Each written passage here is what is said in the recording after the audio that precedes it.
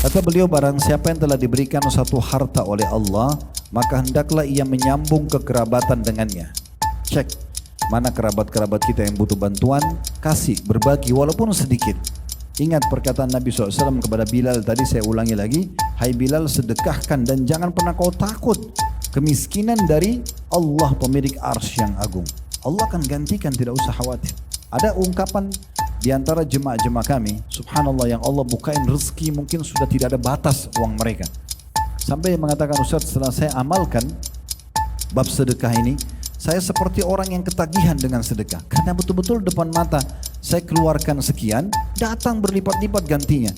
Dan saya pernah tes, saya berikan lebih besar lagi datang. Dan begitu seterusnya. Bismillahirrahmanirrahim. 5 poin yang bisa kita dapatkan dari manifestasi kita terhadap sedekah. Jadi coba perbaikin persepsi-persepsi negatif kita tentang bersedekah ini. Yang pertama, misalnya kalau mengeluarkan sedekah di jalan Allah berarti harta kita berkurang. Seperti pemikiran para kapitalis, kalau punya uang 1 juta dikeluarkan 100.000, disumbangkan berarti berkurang 100.000. Dan berarti harta kita tinggal 900.000 saja. Islam benar-benar menepis masalah ini. Karena yang 100.000 itu adalah investasi kepada Sang Pencipta Allah yang Maha Kaya. Makanya Nabi SAW bersabda kepada Asma binti Abi Bakar radhiyallahu anhuma, La tuqi fat'ukillahu alaiki. Jangan pernah kau perhitungan dan khawatir untuk bersedekah di jalan Allah, maka Allah pun akan perhitungan denganmu. Justru itu bentuk investasi kita. Dan kalau investasi kepada Allah dipastikan akan diberikan berlipat-lipat ganda. Karena Allah tidak pernah memberikan angka 1 dengan 1 juga balasannya. Minimal 10 kali lipat. Sebagaimana Allah kekalkan dalam Al-Quran, Man ja'a bil hasanati falahu asyru amthaliha. Siapa yang datang mengerjakan satu amal soleh saja, maka Allah akan lipat gandakan menjadi 10 kali lipat. Dalam sebuah riwayat Bukhari, amal-amal soleh itu bahkan bisa berlipat-lipat sampai 700 kali lipat. Tergantung daripada keikhlasan kita. Oleh karena itu, yang kita keluarkan harusnya kita fahami investasi kepada Allah.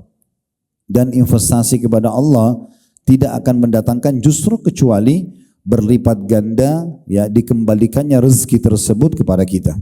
Ini persepsi penting sekali. Yang kedua, dalam bersedekah kita harus memberikan yang terbaik.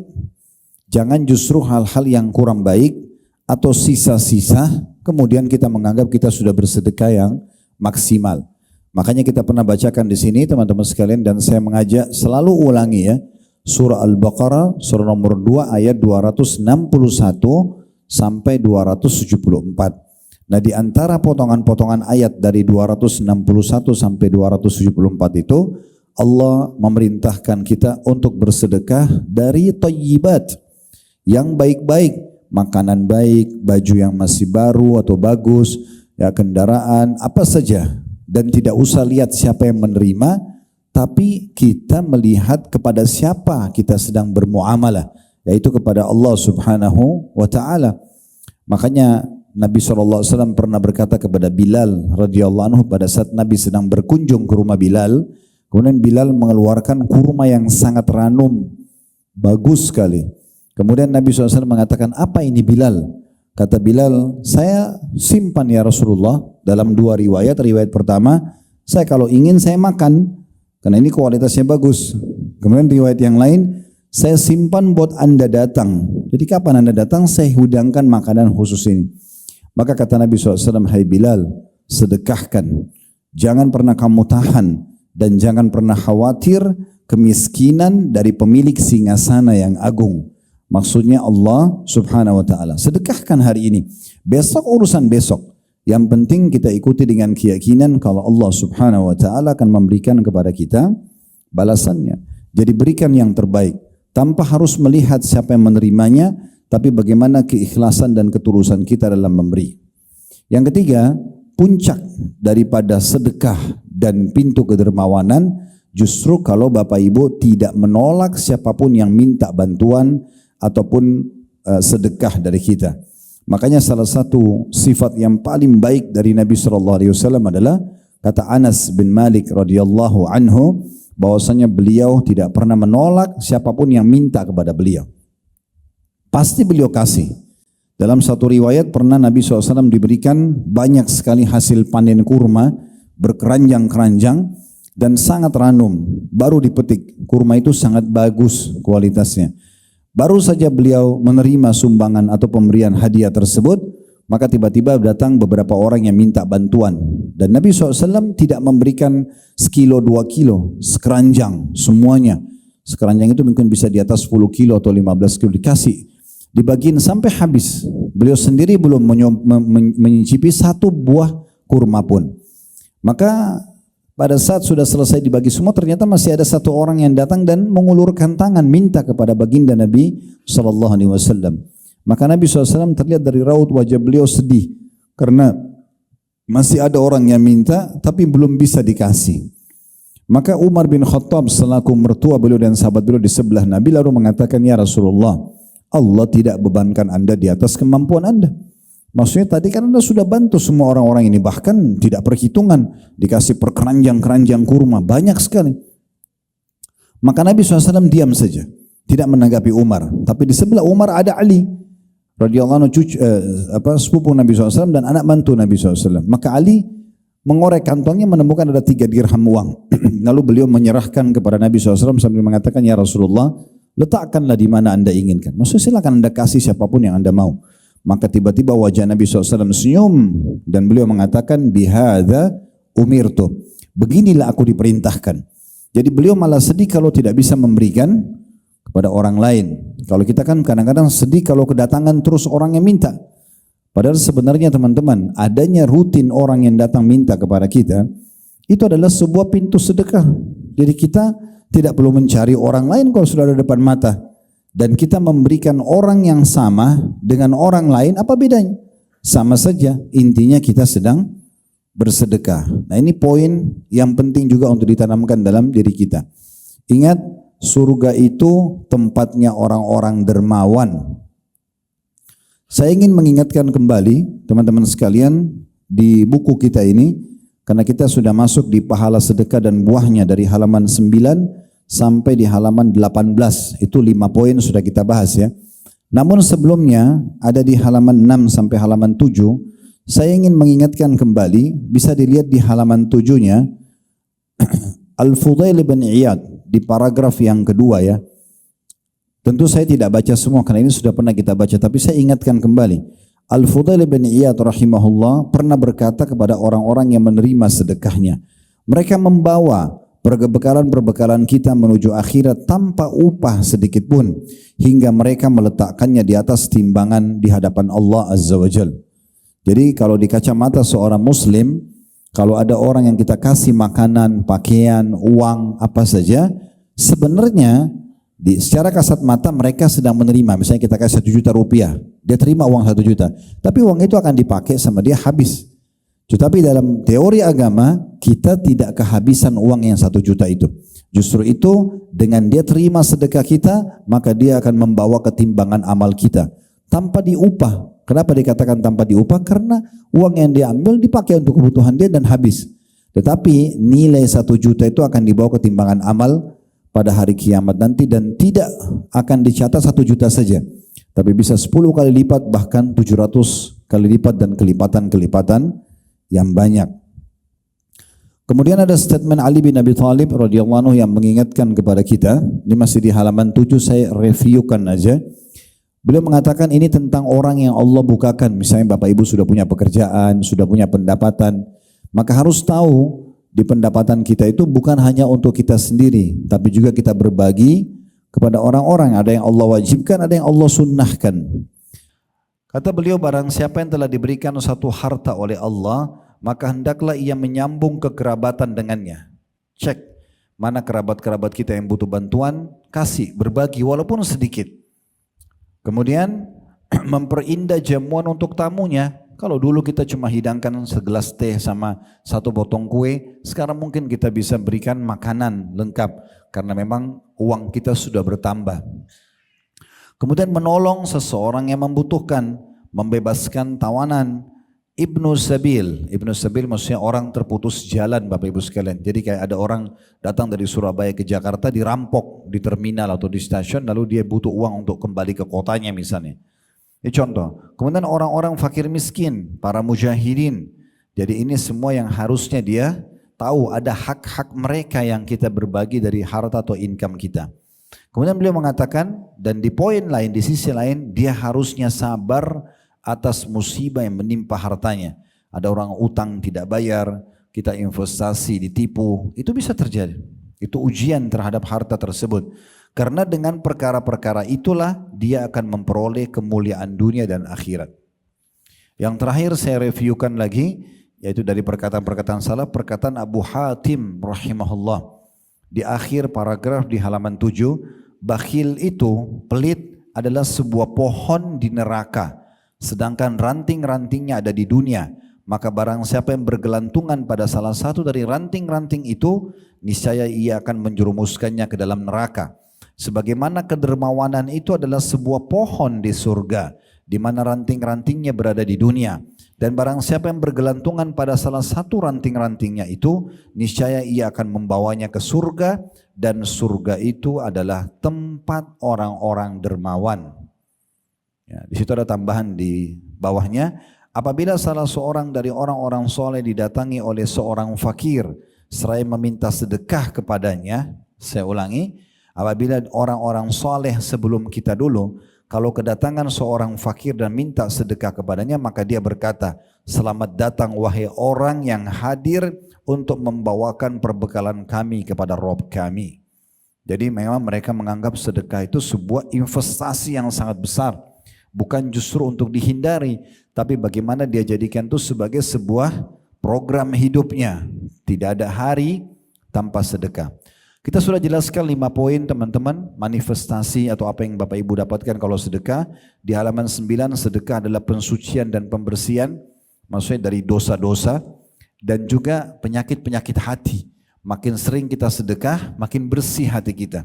Karena kita mau berbagi dengan orang lain. Berarti sifat pelit sudah tidak ada, ya. Kemudian juga kita orang yang rutin bersedekah itu dipastikan sangat jauh dengan bab pencurian, manipulasi data, karena dia dasarnya suka memberi. Untuk apa dia ambil yang bukan haknya? Maka itu akan ada lahir dari manifestasi sedekah itu. Yang kedua, sedekah itu sendiri bentuk ketundukan kepada perintah Allah dan Rasulnya, maksudnya ibadah. Jadi akan dicatat pahala di sisi Allah Subhanahu wa taala, selain memang apa yang Bapak Ibu sedekahkan akan digantikan oleh Allah Subhanahu wa taala. Saya tidak ulangi lagi ini, saya cuma bacakan poin-poin dasarnya karena sudah kita bahas. Poin ketiga yang didapatkan manifestasi dari sedekah, seorang mukmin berada dalam naungan sedekahnya pada hari kiamat nanti. Nanti di mahsyar pada saat kita dibangkitkan Bapak Ibu sekalian, dan itu pasti terjadi. Karena rukun iman kita yang kelima itu adalah iman kepada hari kiamat. Satu paket di dalam itu, prosesi kematian, ruh kita dicabut, masuknya di alam barzah di kuburan, menjadi taman dari taman surga kalau dia orang beriman, atau lubang dari lubang neraka kalau dia orang kafir, munafik, musyrik. Kemudian akan ada kebangkitan di mahsyar, ditimbangan amal, ditimbang amal baik, amal buruk. faman ya'mal mithqala dzarratin khairan yara. Siapa yang berbuat seperti biji sawi dari kebaikan akan diperlihatkan dan diberikan balasannya. Wa may ya'mal mithqala dzarratin syarran yara. Dan siapa yang berbuat seperti biji sawi dari keburukan pasti akan diperlihatkan dan diberikan hukumannya. Lalu kemudian surga bagi orang yang patuh dan neraka bagi orang yang membangkang. Nah di sini kita perlu tahu di hari kiamat nanti di mahsyar itu akan ada orang-orang yang pada saat nunggu antrian di timbangan amal, mereka akan tenggelam dengan keringat mereka sendiri karena banyaknya dosa. Nah salah satu pelindung yang bisa melindungi kita di akhirat nanti di mahsyar adalah sedekah. Ini sudah kita jelaskan dalilnya, bisa dibaca di halaman 12 sampai halaman 14. Kemudian yang keempat, kita juga sudah bahas pada pertemuan yang lalu, saya cuma ingatkan poinnya, sedekah itu dapat menghindarkan kita dari musibah dan menjauhkan kita dari kematian yang buruk. Itu bisa dilihat dalam riwayat Ibnu Abi Ja'ad di paragraf yang kedua di halaman 15 ya. Beliau mengatakan sesungguhnya sedekah itu menghindarkan diri dari 70 pintu keburukan. Lalu kemudian penulis mengangkat dalil tentang orang akan jauh dari keburukan, di antaranya musibah-musibah yang datang bisa menyusahkan dia atau kematian yang buruk. Diangkatlah hadis Nabi SAW, inna sadaqata la tudfi'u ghadabur rabb wa tadfa'u an mitati su'. Sesungguhnya sedekah itu dapat memadamkan amarah Rabb, karena kita buat dosa Tuhan marah, ya, tapi bisa diredam dengan bersedekah dan menghindarkan dari kematian yang buruk. Ini sudah kita jelaskan. Kemudian yang terakhir kita jelaskan, poin kelima pada pertemuan yang lalu, sedekah adalah tanda dan bukti dari iman yang benar. Maksudnya orang kalau mau bersedekah, mau berbagi pada orang lain, berarti itu bisa dinilai orang ini sudah beriman atau belum beriman. Karena Nabi SAW mengatakan as-sadaqatu burhan. Bisa dilihat di halaman 17 di paragraf terakhir, sedekah itu bukti nyata, maksudnya tentang keimanan seseorang. Baik, kita akan lanjutkan teman-teman sekalian pada kesempatan siang ini. Semoga Allah berkahi dan Allah ikhlaskan niat. Poin ke-6 dan beberapa poin yang Allah mudahkan ke depan. Yang ke-6 yang Bapak Ibu bisa dapatkan sebagai manifestasi atau yang kita dapatkan dari sedekah yang kita keluarkan adalah sedekah itu sebagai tebusan bagi seseorang dari belenggunya. Ini disebutkan di halaman 18. Nanti akan kita jelaskan ya. Saya bacakan dulu. Belenggu seorang muslim adalah semua dosa dan kemaksiatan dirinya. Jadi maksudnya kalau dia bersedekah, justru itu sangat cepat untuk membersihkan dosa-dosanya yang bisa mendatangkan konsekuensi hukuman. Dan betapa banyak kita dibelenggu oleh dosa dan maksiat kita. Maksudnya rezeki tertahan, penyakit belum sembuh, permasalahan belum terpecahkan karena dosanya tidak berhenti dikerjakan. Dan seorang muslim sangat membutuhkan seseorang yang melepaskannya dari belenggu tersebut. Selain tobat, selain istighfar, ada cara yang efektif sekali, yaitu rutin bersedekah. Dan di antara sebab-sebab yang membantu hal tersebut adalah sedekah. Sebagaimana yang telah disebutkan dalam hadis Nabi SAW yang mengabarkan tentang Nabi Yahya alaihi salam. Nabi Yahya ini sepupunya Nabi Isa alaihi wassalam. Jadi Nabi Yahya sama Nabi Isa sezaman dan satu lokasi dakwah, yaitu Palestina, dan tinggalnya juga di sekitar Baitul Maqdis. Semoga Allah berikan kemerdekaan buat mereka insyaallah. Nah, hadis ini Nabi Yahya pernah mengingatkan kaumnya tentang pentingnya sedekah, dan Nabi Muhammad SAW menukil kepada kita supaya kita ambil sebagai pelajaran.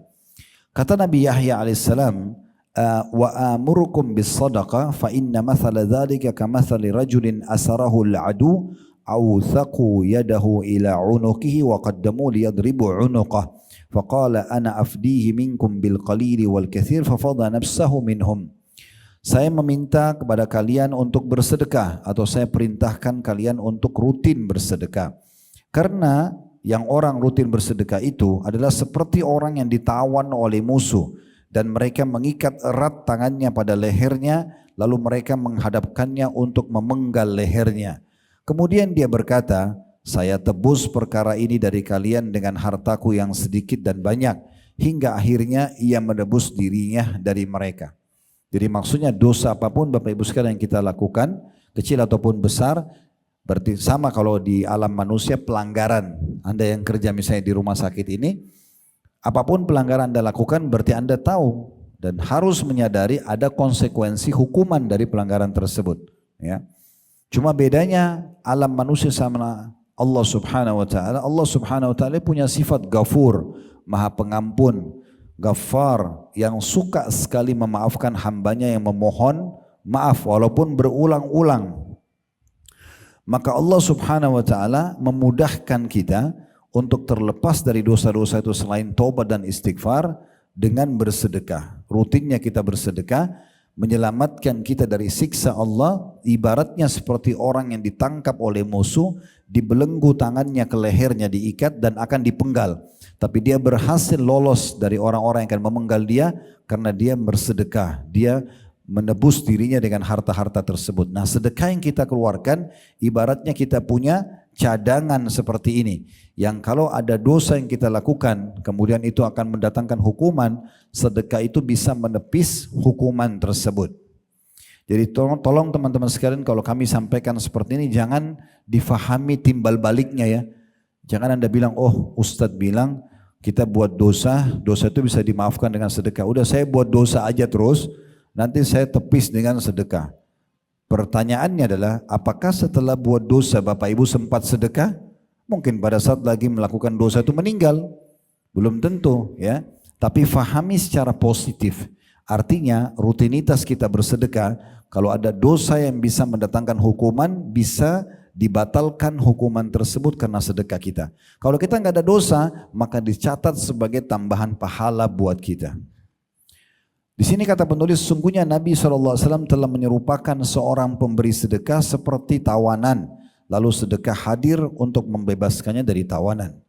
Ibnu Qayyim rahimahullah, seorang ulama, berkata, menjelaskan tentang hadis tersebut, hal ini juga merupakan perkataan yang mana burhannya, bukti keimanan adalah keberadaannya dan dalilnya adalah kejadiannya.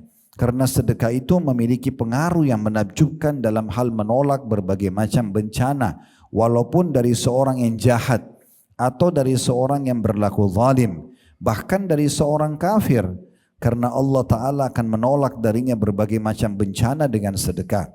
Hal ini adalah suatu perkara yang telah dimaklumi di antara manusia, baik yang terpelajar maupun tidak. Maksudnya kasus sedekah ini bisa menepis dari ujian, itu juga termasuk terjadi pada orang-orang kafir. Walaupun mereka kalau meninggal dalam keadaan kafir tidak bisa selamat dari neraka, tapi selama di dunia, kalau dia dermawan, maka akan memudahkan dia keluar dari banyak permasalahan-permasalahan hidupnya.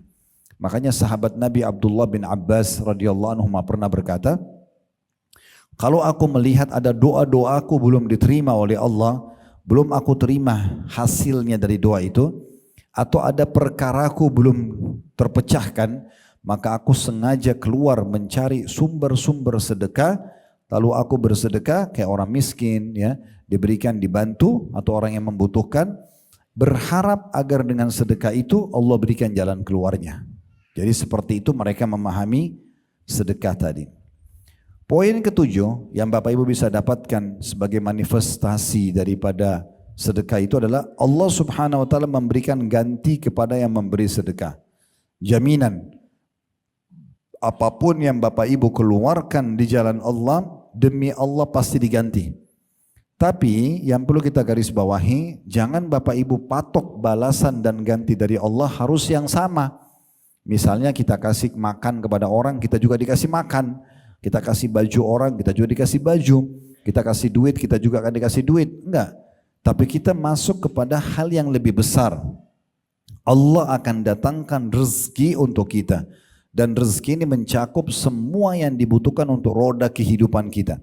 Misalnya berfungsinya anggota tubuh kita dengan maksimal. Mungkin dengan Bapak Ibu memberikan sepotong roti kepada seorang yang miskin, Allah berikan Bapak Ibu kesehatan 1 tahun.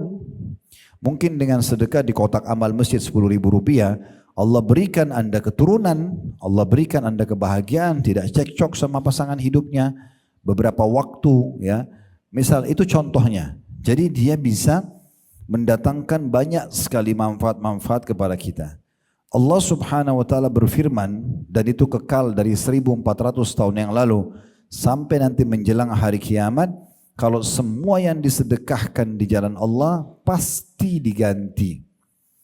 Dalam surah Saba, surah nomor 34 ayat 39, ada di halaman 20 ya.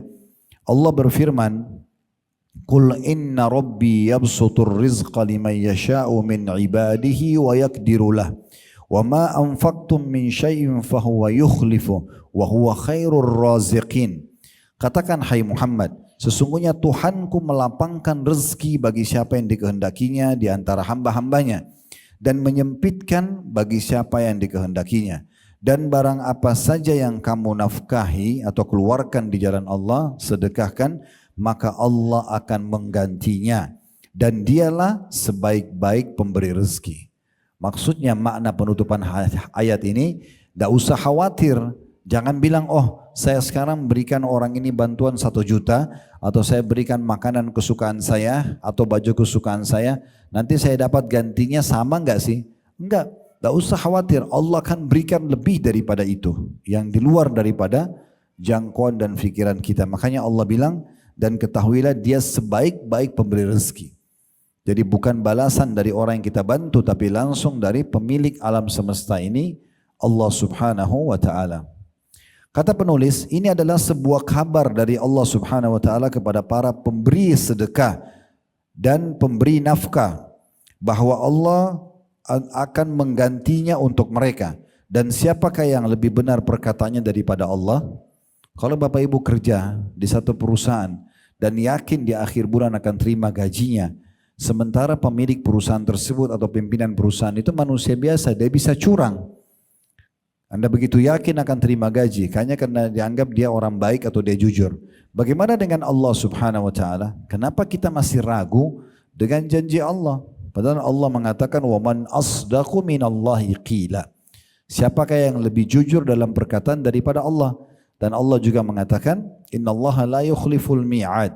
Allah tidak akan pernah pungkiri janji-janjinya.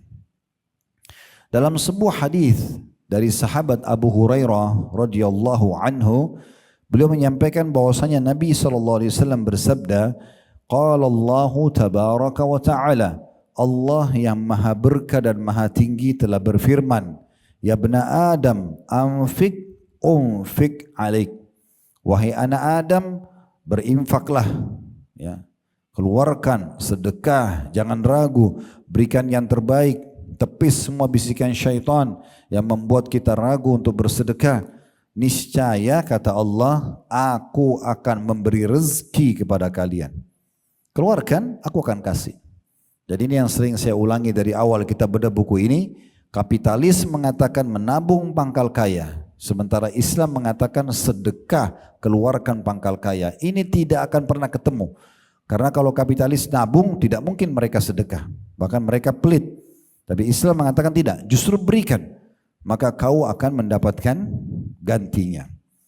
Juga dalam hadis, tentu hadis yang tadi saya bacakan itu, wahai anak Adam berinfaklah kata Allah, aku akan memberi rezeki kalian. Itu ada footnote nomor 1 di bawah. Kalau dilihat di halaman 20 ada tulisan kecil HR, itu ringkasan dari hadis riwayat. HR itu hadis riwayat. Muslim nomor 993. Lalu penulis mengangkat hadis yang lain yang berbunyi dari Abu Hurairah juga radhiyallahu anhu bahwa Rasulullah sallallahu alaihi wasallam bersabda, "Ma min yawmin yusbihul ibadu fihi illa wa malakani yanzilan, fayaqulu ahaduhuma Allahumma ati munfikan khalafa wa yaqulu al-akharu Allahumma ati mumsikan talafa." Tidaklah suatu hari, kata bagi Nabi SAW, kayak hari ini kita lewat, ya, di mana seorang hamba memasuki paginya, melainkan pasti akan turun 2 malaikat. Salah seorang dari malaikat itu berkata, Ya Allah, berilah ganti dalam kurung rezeki kepada orang yang berinfak. Kemudian yang lain berkata, Ya Allah, berikanlah kebinasaan kepada orang yang kikir. Ada footnote nomor 1 juga di situ, di bawah kecil tulisannya HR, hadis riwayat Al-Bukhari nomor 1442 dan riwayat Muslim nomor 1010. Riwayat ini memberikan gambaran kepada kita, bukan hanya Allah janjikan kalau Allah akan ganti seperti dalam surah Saba tadi, surah nomor 34 ayat 39, tetapi juga Allah pastikan ditambah dan menguatkan dengan Allah turunkan khusus malaikat 2 orang. Yang satu setiap hari mendoakan siapapun yang berinfak agar diganti rezeki yang melimpah. Yang satu mengatakan atau mendoakan kebinasaan bagi orang yang pelit, tidak mau berbagi kepada orang yang membutuhkan. Ya. Dan ini berlaku sepanjang hari ya.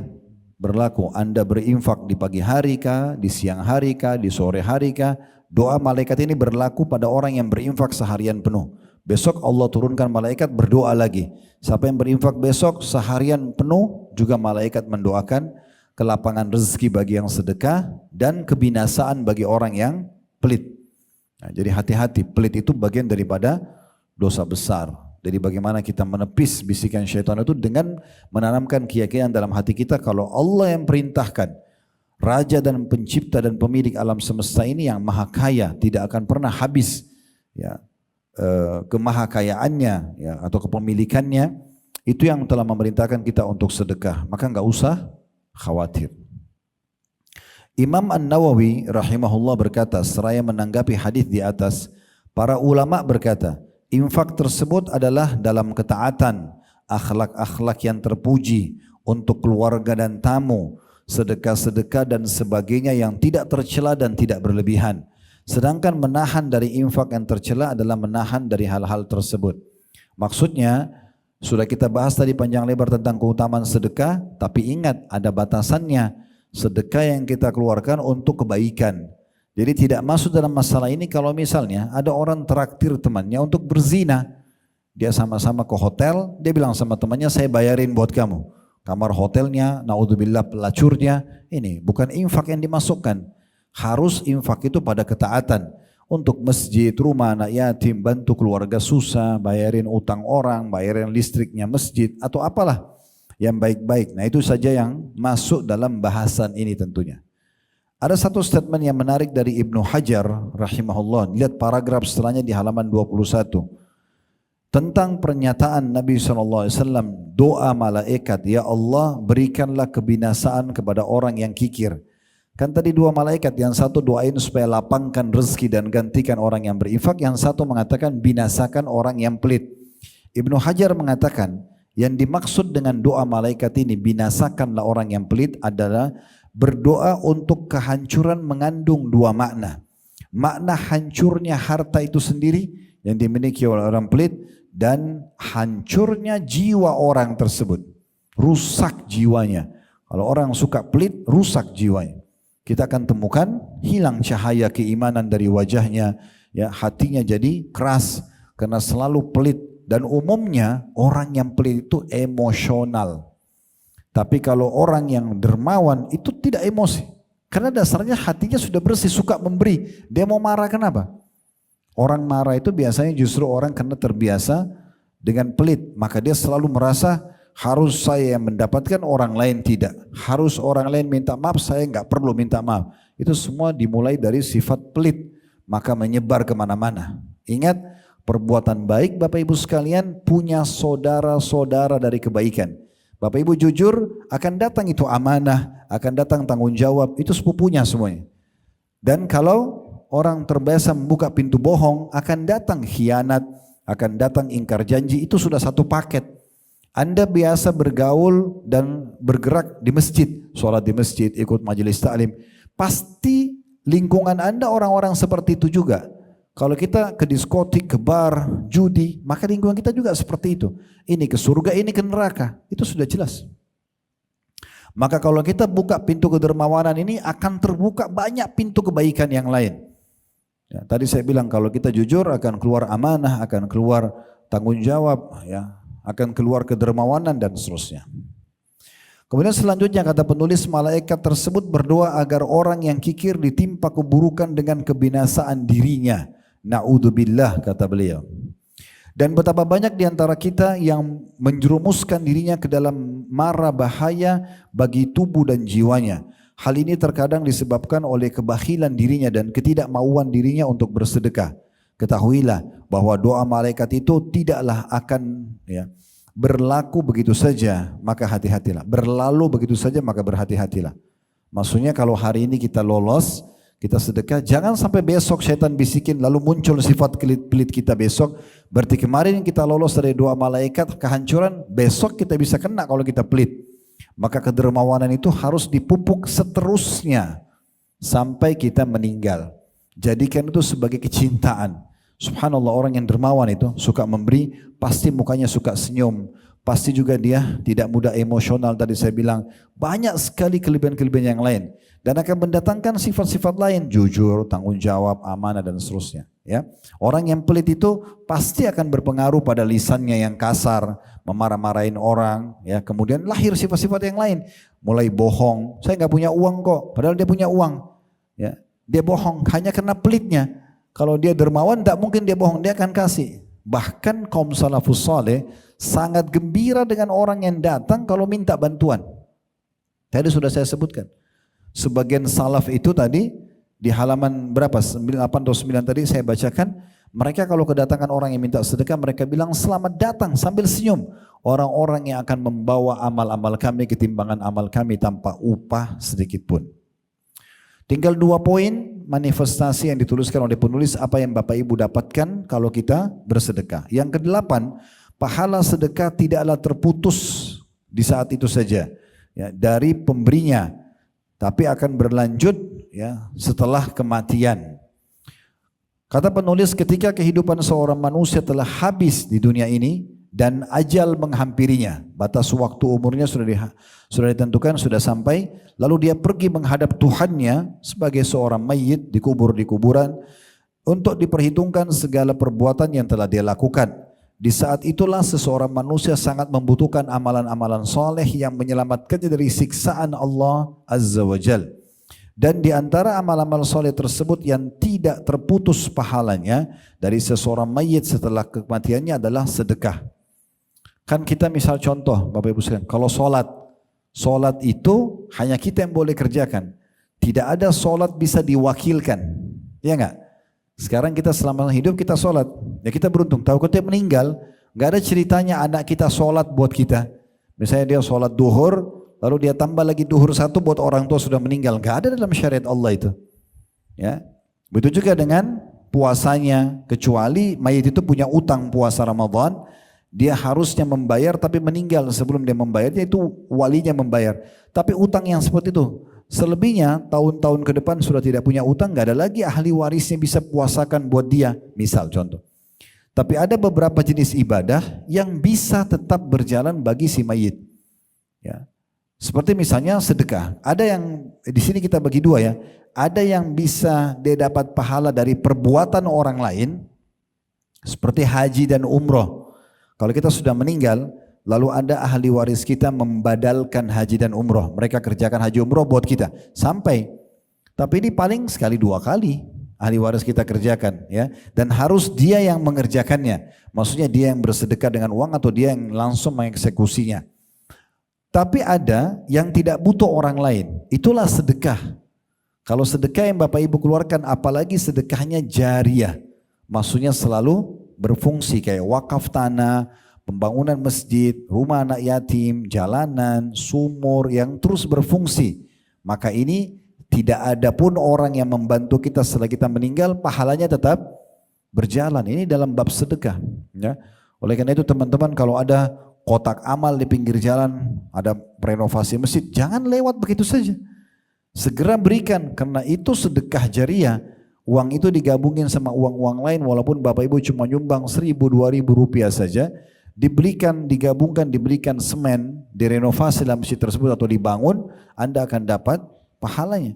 Sampai kata Nabi SAW, siapapun yang membangun rumah Allah di muka bumi sebesar sarang burung untuk bertelur kecil, ya, maka Allah akan bangunkan baginya istana di surga.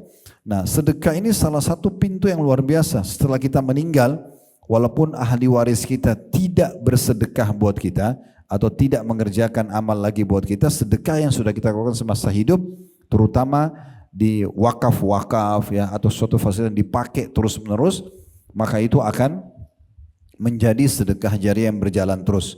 Tidak asing lagi hadis Nabi SAW diriwayatkan oleh Imam Muslim, di mana beliau bersabda, "Idza mata ibnu Adam inqata 'amalu illa min 3, shadaqatin jariyah aw ilmin yuntafa'u bihi aw waladin salihin yad'u lah." Apabila anak cucu Adam meninggal dunia, maka terputuslah segala pahala amal perbuatannya. Maksudnya yang bisa dia kerjakan, karena dia sudah mati, dia nggak bisa lagi sholat, nggak bisa lagi puasa, nggak bisa lagi baca Quran. Kata Nabi SAW, kecuali 3 sumber. Sumber ini pasti mengalir terus. Yang pertama adalah sedekah jariyah. Jariyah artinya yang berjalan terus, dipakai terus. Ya tadi saya bilang pembangunan masjid, rumah anak yatim, jalanan, sumur yang digali dipakai dan seterusnya. Percetakan buku yang dibagi, ya, atau Anda menulis karya ilmiah yang terus dibaca setelah Anda meninggal. Kemudian yang kedua, ilmun yuntafa'u bihi, ilmu yang bermanfaat. Puncaknya ilmu agama. Itulah manfaatnya Bapak Ibu belajar ilmu agama, setelah faham, praktekkan dalam hidup kita, kemudian tuangkan dalam bentuk tulisan biar disebarluaskan. Itu ilmu bermanfaat. Orang akan pelajari dan orang amalkan, maka selama itu diamalkan akan menjadi pahala buat kita. Ya, termasuk penulis sekarang ini. Berapa orang yang hadir kita di sini? Ratusan, Masya Allah orang yang hadir. Sekarang kita baca buku ini, orang yang tulis buku ini lagi ada di Saudi sekarang, mungkin beliau tidak tahu kalau kita bedah bukunya. Tapi sementara dia di sana mungkin dia lagi tidur, dia lagi jalan sama keluarganya, ilmunya berjalan. Kalau Bapak Ibu praktekin ini, saya dapat pahalanya, orang yang punya buku ini dapat pahalanya. Ini ilmu yang bermanfaat. Itu puncaknya ilmu agama. Tapi juga masuk di dalamnya ilmu-ilmu duniawi. Ya, teman-teman dokter, mengembangkan tentang kesehatan, apa sajalah ya. Banyak saya lihat teman-teman arsitek, mereka karena ingin dapat pahala, khusus untuk gambar masjid, gambar pesantren, mereka free kan. Itu mereka mau dapat pahala, misal contoh. Nah itu kan bermanfaat. Ibu-ibu misalnya, pintar masak, masakannya enak, lalu dituangkan dalam bentuk resep, dibagikan sebagai ilmu bermanfaat, dibuat buku, dibagi-bagi cuma-cuma. Semua itu ilmu bermanfaat yang akan diraih setelah orang meninggal. Yang ketiga, awwaladin salihin yad'ulah, atau anak saleh yang mendoakannya. Nah ini poin juga tidak kalah penting harus diperhatikan. Bagaimana supaya anak kita soleh dan soleha? Tidak ada jawabannya kecuali mereka harus belajar agama. Baru bisa jadi soleh dan soleha. Kalau dari kecil kita nggak pernah suruh mereka belajar baca Al-Quran, tidak pernah hafalkan ayat Al-Quran, tidak ajarin sholat, tidak ajarin sunnah-sunnah Nabi kayak makan tangan kanan, ya jangan makan dan minum dengan tangan kiri, sebagaimana Nabi SAW melarang. Kemudian juga ke masjid sholat bagi anak laki-laki, perempuan tutup aurat, misalnya dengan jilbab. Tutup laki-laki juga tutup aurat, tapi perempuan yang lebih banyak bagian tubuh yang ditutup misalnya. Dari kecil dibiasakan, maka itu baru bisa membentuk anak soleh. Kalau sholat aja nggak pernah diajarin, belajar agama tidak dianggap sebagai skala prioritas, ya. Bahkan seringkali di Indonesia ada sebagian orang, tidak semua, menganggap pesantren itu hanya tempat buangan anak-anak nakal saja. Buktinya kalau anak nakal, orang tuanya bilang, nanti ayah atau ibu pesantrenin kamu ya. Kesannya pesantren itu hanya untuk orang yang nakal. Salah ini. Saya pernah tinggal di pesantren, saya tahu bagaimana pesantren itu. Dan pesantren itu mengajarkan santrinya untuk sholat 5 waktu, tutup aurat, belajar ayat-ayat Al-Quran, menghafalnya, kemudian hadis-hadis Nabi, mempelajari sejarah sahabat dan Nabi. Ini kan yang membuat kita bisa menjadi anak-anak soleh. Jadi kalau mau punya amal jariah yang tidak putus-putus, itu punya anak yang baik. Nah caranya harus dididik agama memang dari kecil. Kenapa ibu-ibu tidak membiasakan anaknya dari kecil yang perempuan pakai jilbab misalnya? Di sini Masya Allah saya lihat ada anak muslimah kecil-kecil pakai jilbab, itu sangat bagus. Kadang-kadang orang tua mengatakan sudah jangan dulu, kesian masih kecil. Kenapa dikasihani? Ada masalah apa kalau pakai jilbab? Dia tetap lucu aja kok sebagai anak-anak misalnya. Dan seterusnya. Ya. Kemudian yang terakhir yang kita bahas di poin ke-9, ya. Maaf ada paragraf yang belum saya baca di situ. Di poin 8 kata beliau di terakhirnya setelah menyebutkan hadis, maka perhatikanlah wahai saudaraku yang budiman tentang besarnya pahala sedekah dan keutamaannya serta keabadian manfaatnya hingga setelah kematian Anda. Nah, terus juga saya titik beratkan ya, kalau Bapak Ibu lewatin satu masjid, sudah nyumbang nih, kita sudah nyumbang tadi, udah taruh uang 10.000 pagi, kita pulang sore masih ada kota amal, sedekah aja lagi, tidak masalah. Jangan dibisikin syaitan, tadi pagi kan kamu sudah bantu. Itu tadi pagi, malaikat sudah catat. Yang sore ini ada kesempatan kasih. Ingat teman-teman, kalau kita punya uang miliaran pun di rekening, kalau pas kita melihat malaikat maut nanti, harapan kita bagaimana Allah berikan waktu berapa menit saja supaya kita bisa bersedekah seluruh harta kita itu. Itu disebutkan dalam akhir surah Al-Munafikun. Ya. Wa anfiqu mimma razaqnakum min qabli an ya'ti ahadakumul maut fayaqulu rabbi laula akhartani ila ajalin fa asaddaqa wa akun minas salihin. Ya, kalau saat janganlah bersedekahlah kalian ya. Jangan sampai datang ajal kepada seseorang terkadang lalu dia berkata pada saat lihat malaikat maut, ya Allah terlambatkanlah umurku. Beri aku jenjang jedah waktu beberapa menit saja ke depan agar aku bisa bersedekah seluruh hartaku itu dan aku termasuk orang-orang saleh. Tapi apa yang Allah bilang? Walan yuakhirallahu nafsan idza jaa ajaluha. Allah tidak akan mungkin menelambatkan kalau ajal seseorang sudah datang. Sudah telat. Mumpung masih hidup, sedekahkan ya, dan Anda yang bisa mengeluarkan itu. Jangan pernah menghayal teman-teman, walaupun bisa terjadi. Kalau kita meninggal nanti ahli waris saya akan sedekah buat saya kok. Belum tentu.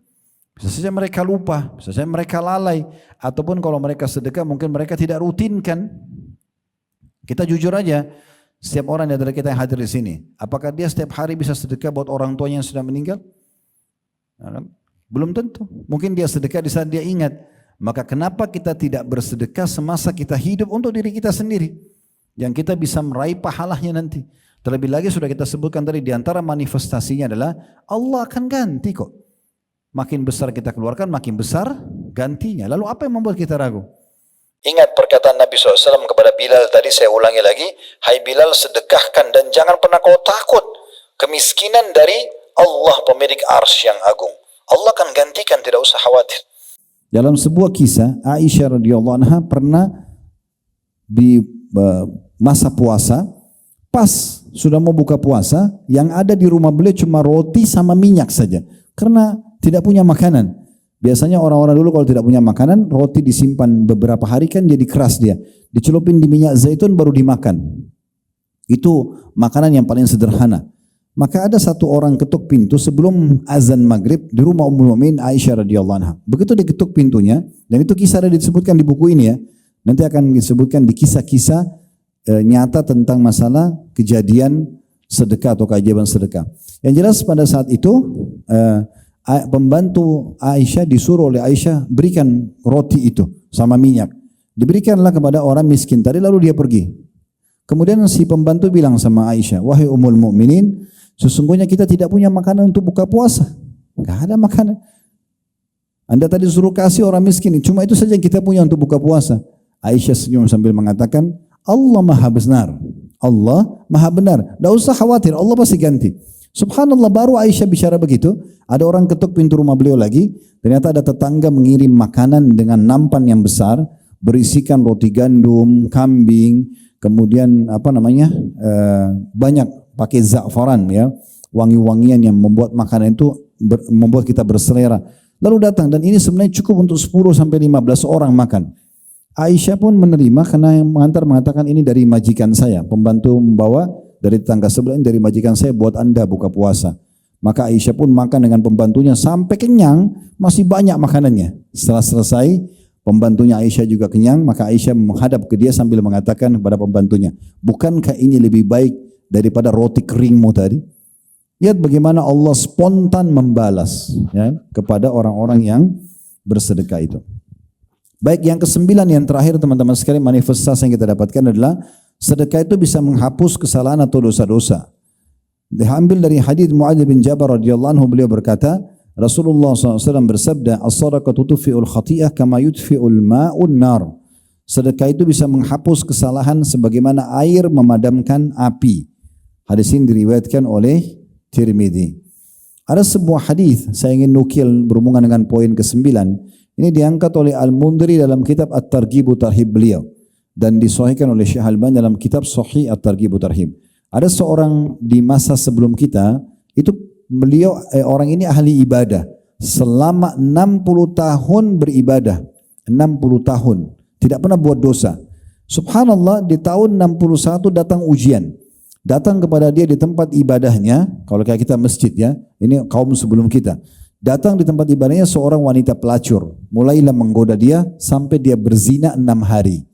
Dia berzina 6 hari. Setelah dia berzina 6 hari, Allah permalukan dia. Dia ketahuan oleh masyarakat, diusir dari tempat ibadahnya dan sampai dia tinggalkan kotanya. Dalam kondisi dia meninggalkan kota, dia mulai bertobat kepada Allah Subhanahu wa taala atas dosa-dosanya. Dia menyesali, kemudian dia masuk ke dalam sebuah tempat. Dia duduk, di sebelahnya kebetulan ada orang miskin yang kelaparan. Dia kebetulan waktu itu belum makan 3 hari, 2 orang di sebelahnya juga kiri kanannya belum makan selama 3 hari. Ada orang lewat memberikan dia sepotong roti. Kata Nabi SAW, diberikan sepotong roti. Yang diberikan orang ini, yang 2 temannya di sebelah tidak diberikan. 1 potong roti. Maka dia berpikir pada saat itu, ini di sebelah kiri kanan saya juga belum makan selama 3 hari. Mungkin mereka lebih butuh. Lalu dibagi 2 roti itu, bukan dibagi 3. Dibagi 2, dikasih yang kanan setengah, yang kiri setengah. Dia sendiri tidak makan. Setelah kejadian ini, ajalnya datang, meninggal orang itu. Kata Nabi SAW, ditimbanglah amal dia 60 tahun, amal solehnya. Ditimbang di timbangan amal soleh, dan dosa zinanya yang 6 hari, ditimbang di timbangan dosa, zinanya lebih berat daripada amal 60 tahunnya. Karena beratnya dosa zina. Lalu kata Nabi SAW, lalu Allah datangkan pahala sedekah dengan sepotong roti yang dia berkorban untuk 2 orang yang sedang kelaparan, dia sendiri nggak makan. Ditaruh ditambah di timbangan amalnya, maka tiba-tiba itu menjadi lebih berat daripada zina yang 6 hari. Imam Al-Mundhiri memasukkan dalam kategori dahsyatnya sedekah itu sampai bisa mengalahkan dosa-dosa dan hukuman yang bisa datang dari dosa itu sendiri. Baik, kita akan tutup teman-teman sekalian dengan bab setelahnya. Baru setelah ini kita buka pertanyaan insyaAllah tentang petunjuk Nabi SAW berhubungan dengan sedekah di halaman 24 sampai halaman 26. Nanti ke depannya insyaAllah kita akan lanjutkan dengan beberapa contoh riwayat tentang para pemberi sedekah dan infak ya. Jadi artinya ke depannya itu cuma kisah-kisah tentang bagaimana para salafus salih dalam bersedekah. Tapi kisah-kisahnya sangat unik. Sekarang kita baca tentang petunjuk Nabi SAW berhubungan dengan sedekah. Di halaman 24 kata penulis, adapun petunjuk Nabi SAW tentang sedekah, maka apa yang diungkapkan oleh Ibnu Qayyim, ini nama seorang ulama rahimahullah, tentang hal tersebut sangat indah sekali. Di mana beliau berkata, Rasulullah SAW adalah orang yang paling banyak bersedekah dengan apapun yang dimilikinya. Makanan, pakaian, apa saja, semua disedekahkan. Tidaklah beliau meminta banyak apa yang diberikan Allah untuknya dan tidak juga memandang sedikit pemberiannya itu. Dan tidaklah seseorang meminta kepadanya sesuatu yang ada padanya, baik sedikit maupun banyak, kecuali beliau memberikannya. Jadi yang kita harus tangkap di poin ini, seringkali syaitan teman-teman, kalau kita lagi ada kesempatan untuk bersedekah, menakut-nakuti kita. Seakan-akan kalau kita kasih, saya mau makan apa? Nanti uang saya habis dong, dan seterusnya. Ini syaitan. Baca a'udzubillahi minasyaitonirrajim. Segera lawan itu dan bersedekah. Yakinlah kepada Allah yang Maha Kaya, karena Dia memerintahkan kita akan menggantikan. Ngiang-ngiangkan selalu tadi yang sudah kita bacakan surah Saba, surah nomor 34 ayat 39 potongan ayatnya, wa ma anfaqtum min syai'in fahuwa yukhlifu. Apapun yang kalian infakkan di jalan Allah pasti Dia akan ganti. Tidak usah khawatir. Keluarkan lalu tinggalkan sudah. Ya. Berharap balasan dari Allah Subhanahu wa taala. Dan itu yang dilakukan oleh Nabi SAW. Beliau selalu bersedekah dan tidak mau menolak orang yang meminta bantuan. Karena tidak penting teman-teman melihat siapa yang minta bantuan. Yang penting adalah sedekahnya, ibadah yang sedang kita lakukan. Kalau kita selalu mau menilai, oh orang ini sudah pernah minta, untuk apa saya kasih lagi? Maka berarti kita akan memilih-milih orang. Kalau kebetulan di sekitar rumah kita sudah pernah kita bantu semuanya, lalu Anda berhenti bersedekah, kan tidak mungkin. Tidak usah lihat orang yang terulang atau tidak terulang. Yang penting saya bisa bersedekah selama saya hidup. Ini kesempatan ibadah. Dan siapa tahu memang sedekah yang kita keluarkan adalah amal terakhir kita. Mungkin setelah itu kita meninggal dunia. Maka ditutuplah dengan amal yang baik. Saya kembali melanjutkan perkataan Ibnu Qayyim. Beliau mengatakan, ya, Nabi SAW tidaklah menolak siapapun yang minta kepada beliau. Pemberian beliau itu adalah pemberian seseorang yang tidak takut akan kemiskinan. Jadi beliau kalau beli, beliau ikutin dengan tidak ada kekhawatiran akan susah hidup karena bersedekah. Bersedekah dan memberi adalah perkara yang paling disukai oleh beliau. Kebahagiaan dan kesenangan beliau dengan memberikan sesuatu adalah lebih besar daripada kebahagiaan seorang penerima yang menerimanya. Jadi ini poin penting ya. Ibnu Qayyim menggambarkan bagaimana ketentraman jiwa Nabi Muhammad SAW. Beliau lebih senang memberi dan mengalahkan senangnya orang yang menerima. Kita bisa bayangkan kalau kita sedang menerima pemberian, bagaimana senangnya kita. Nah, Nabi SAW menanamkan dalam diri beliau kebalikannya. Beliau tanamkan lebih senang dirinya karena bisa membantu dan memberi daripada orang yang menerimanya. Ini sebuah poin yang luar biasa. Mengajarkan kepada kita bagaimana puncak kedermawanan yang sebenarnya. Justru kita senang kepada orang yang bisa kita beri. Bahkan kita lebih senang dalam memberi sedekah daripada orang yang menerima sedekah. Ada ungkapan di antara jemaah-jemaah kami, subhanallah, yang Allah bukain rezeki mungkin sudah tidak ada batas uang mereka. Sampai mengatakan, Ustaz, setelah saya amalkan bab sedekah ini, saya seperti orang yang ketagihan dengan sedekah. Karena betul-betul depan mata saya keluarkan sekian, datang berlipat-lipat gantinya. Dan saya pernah tes, saya berikan lebih besar lagi datang. Dan begitu seterusnya. Tinggal bagaimana diikuti dengan keyakinan dalam hati dan tidak boleh sama sekali ada keraguan. Ada orang yang saya tahu tidak punya apa-apa, subhanallah. Datang ke satu kota, kemudian dia mulai usaha kecil-kecilan, tapi dia prioritaskan sedekah. Setiap ada keuntungan perusahaan diprioritaskan. Subhanallah, Allah bukan rezeki dalam hitungan 2-3 tahun saja sudah menjadi orang yang termasuk orang kaya di kota yang dia tinggal itu. Itu banyak sekali bukti-bukti berhubungan dengan masalahnya. Jadi kita harus menepis perasaan khawatir kita yang dibisikin syaitan. Kalau sedekah kita akan susah, kita akan miskin. Itu semua tidak benar. Yang kita harus tanamkan justru dengan bersedekah, saya akan dapat lebih banyak dari Allah subhanahu wa ta'ala. Yang penting teman-teman ingat, tadi saya bilang jangan batasi ya. Jangan berpikir sekarang saya kasih keluar 10 ribu, saya akan dapat 100 ribu. Seakan-akan rezeki itu hanya uang saja. Mungkin 10 ribu itu Allah ganti dengan kesehatan 1 tahun. Mungkin diberikan keturunan lebih banyak. Ya, mungkin mendapatkan anak 3-4 orang yang bisa jadi anak soleh buat dia. Atau kebahagiaan dia dapatkan dari pasangannya. Atau dia mendapatkan teman-teman yang baik. Atau sekian banyak yang bisa datang sebagai rezeki dia. Selanjutnya, kata Ibnu Qayyim, beliau maksudnya Nabi Muhammad SAW adalah orang yang paling dermawan untuk suatu kebaikan. Tangan kanan beliau seperti angin yang tertiup, suka memberi, tidak pernah menahan. Dan bila seseorang membutuhkan mendatanginya, niscaya beliau mendahulukan orang tersebut dari dirinya sendiri. Terkadang dengan memberinya makan atau memberinya hadiah, atau dengan membeli sesuatu lalu memberikan barang sekaligus harganya kepada penjual tersebut. Dan terkadang pula beliau meminjamkan sesuatu lalu mengembalikannya dengan lebih banyak darinya atau lebih baik dan lebih besar. Ya. Beliau juga membeli sesuatu lalu memberikan bayaran yang lebih dari harganya. Kayak misalnya Bapak Ibu beli gorengan nih atau beli sesuatu, maaf ini contoh dulu aja. Bapak Ibu beli sesuatu lah, lagi di pinggir jalan beli minuman, beli segala macam. Ada orang kita tahu sebenarnya susah, gak usah negosiasi lagi. Saya gorengannya harganya 1.000 rupiah atau 1.000 masih nawar. Ya. Pak 5.000 dapat 7 ya. Misalnya. Orang sudah susah. Untungnya berapa itu kalau jual 1.000-1.500? Udah, salah satu ciri Nabi SAW merupakan kedermawanan, beliau bahkan sengaja melebihkan uang dari jumlah transaksi, bukan malah menawar.